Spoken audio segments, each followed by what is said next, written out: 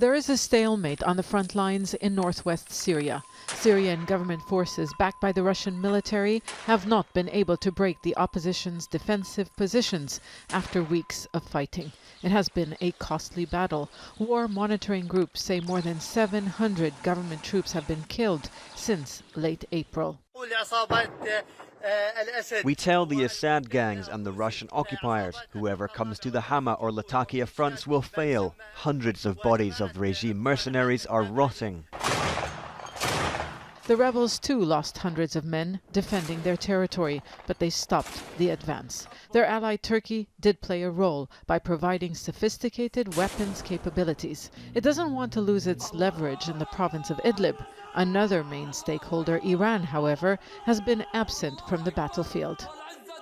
Iran's participation would provoke negative reactions from the Western countries, especially the United States, in terms of a kind of military action against Syria or something like that.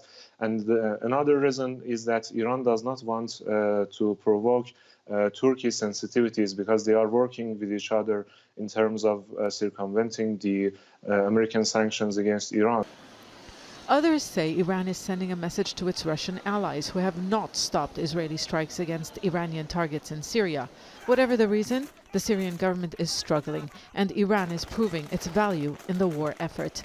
Idlib is not the only active front line. ISIL remains a threat in central Syria. The major problem they are facing in eastern fronts, such as eastern Homs, such as Deir ez-Zor, and even Suwaida. But I'm going to talk about the desert only, the eastern Homs. Basically, every 2 days, I'm not going to say daily, there is an ISIS attack on a regime position, causing the death of 10 to 15 civil fighters among the regime.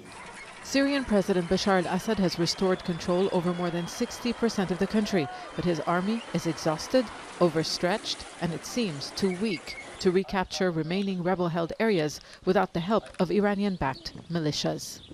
Many of the fighters on the front line fighting on behalf of the regime have been recruited forcefully from towns across Syria. They do not actually want to serve. Many of them do not like the Assad regime. Some of them have even fought against it in rebel ranks.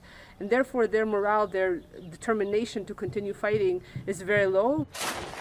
Assad repeatedly says he will reconquer Idlib, but the battle for the opposition's last stronghold is proving to be difficult. Zeina, Khodr, Al Jazeera, Beirut.